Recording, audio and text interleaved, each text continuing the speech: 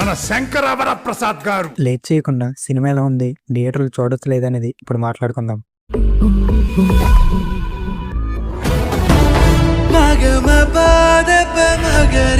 Hello movie lovers, welcome back to cine explorers.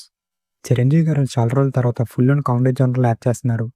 Movie మొత్తం Shankaravara Prasad character మీద వెళ్తుంది. కథ అయితే సింపులే. నయనతార లాంటి లైన్తో తెలుగులో ఒకటి, తమిళలో ఇంకో మూవీ చేసింది. అదేంటి అనేది సినిమా చూస్తే మీకు అర్థమవుతుంది. ఫస్ట్ హాఫ్లో ఉన్న ఫన్ క్రింజ్ అని చెప్పలేం, అలాన్ని ఫుల్గా నవ్వుకుంటాం చెప్పలేం.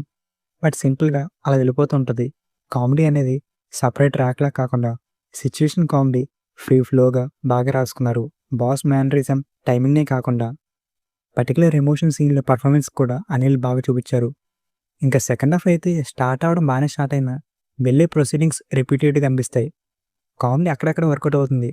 బట్ కొన్ని particular blocks, ladies scenes, Shankaravara Prasad వాళ్ళ మదర్తో ఉండే సీన్ ఇవి వర్కౌట్ అయ్యాయి. ఇంకా వెంకీ మామ క్యామియో అయితే ఓకే ఫీల్ తెప్పించింది. మేబీ నేను ఎక్కువ ఎక్స్పెక్ట్ చేయడం వల్ల అనుకుంటా, పెద్దగా ఏం అనిపించలేదు. యాజ్ యూజువల్గా అనిల్ మళ్ళీ విలన్ ట్రాక్ని అండర్వెల్వింగ్గా రాసుకున్నారు. అసలు వర్కౌట్ అవ్వలేదు. క్లైమాక్స్ అయితే తెలిసిందే కదా అనిల్ మూవీస్లో ఎలా ఉంటుందని, అలాగే సింపుల్గా ఎండ్ అయిపోద్ది. పర్ఫార్మెన్సెస్ విషయానికి వస్తే చిరంజీవి గారు సినిమా అంతా ఫుల్ అండ్ ఎనర్జెటిక్ యాడ్ చేశారు. నయనతార క్యారెక్టర్ తగినట్టు బాగా చేసింది. వెంకటేష్ గారి గురించి తెలిసిందేగా, ఉన్నంతసేపు ఎంటర్టైన్ చేశారు.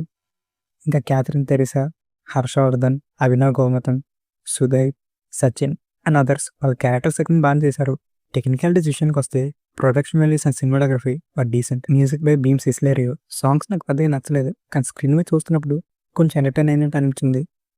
ఇంకా అనిల్ రావుపూడి ఫ్యామిలీ ఆడియన్స్కి పర్ఫెక్ట్ మీల్ ఇచ్చేశారు. కానీ రైటింగ్ ఇంకా బాగా రాసుంటే బాగున్నాం. ఎంతైనా ఫ్యామిలీ టైప్ మూవీస్లో తను తీసిన F2 తర్వాతే ఇంకేదైనా. నాకైతే F2 బాగా ఫేవరెట్. ఓవరాల్గా సినిమా ఎలా ఉందంటే నాకు ఏమేమి గుర్తొస్తుంది. ఈసారి పండక్కి మళ్ళీ అనిల్ కొట్టేశారు. నెక్స్ట్ నాగార్జున గారితో మూవీ తీయాలని కోరుకుంటున్నాం. ఈ మూవీకి మేము 80% గ్రీన్ అండ్ 20% రెడ్ ఇస్తున్నాం. మీరు ఈ సినిమా చూసినట్టయితే మీకు ఈ సినిమా ఎలా అనిపించింది అనేది మా కమెంట్ సెక్షన్లో కమెంట్ చేయండి. రేపు వర్తమహాశయాలకు విజ్ఞప్తి రివ్యూతో మీ ముందుకు వచ్చేస్తాం. అంతవరకు టాటా.